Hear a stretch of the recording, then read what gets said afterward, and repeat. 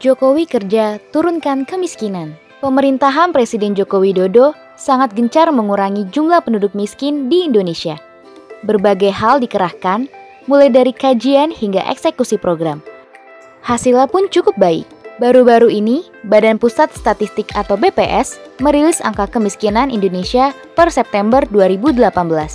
Hasilnya, kemiskinan kembali turun menjadi 9,66% atau sekitar 25,67 juta jiwa. Angka kemiskinan tersebut merupakan yang terendah sepanjang sejarah Republik Indonesia. Jumlah penduduk miskin per September 2018 berkurang 280.000 dibanding posisi Maret 2018. Juga menyusut 910.000 dari posisi September tahun sebelumnya.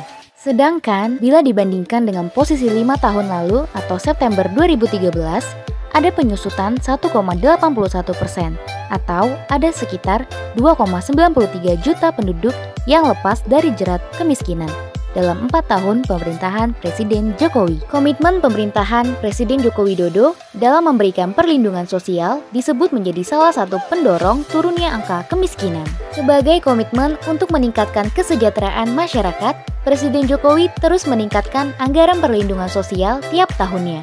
Pada tahun 2015 lalu, anggaran perlindungan sosial sebesar 249,7 triliun rupiah. Sementara itu, pada tahun 2018, anggaran perlindungan sosial dialokasikan 291,7 triliun rupiah atau meningkat sebesar 16,82%. Anggaran tersebut disalurkan melalui beragam program seperti Program Keluarga Harapan atau PKH, Rastra atau Bantuan Pangan Non-Tunai, Kartu Indonesia Pintar, Kartu Indonesia Sehat, Bantuan Operasional Sekolah dan Kesehatan, dan Kredit Usaha Rakyat. Selain itu ada, angka kemiskinan juga turun karena inflasi bisa ditahan rendah. Dalam 4 tahun terakhir, kenaikan harga barang dan jasa secara umum ditekan pada kisaran 3% per tahunnya. Kebijakan inflasi yang rendah itu berhasil menjaga stabilitas harga pangan. Ini yang membantu masyarakat lepas dari jerat kemiskinan. Sebab selama ini, kenaikan harga pangan merupakan komponen terbesar penyumbang kemiskinan secara periodik. Hal ini yang membuat upah real buruh dan nilai tukar petani naik.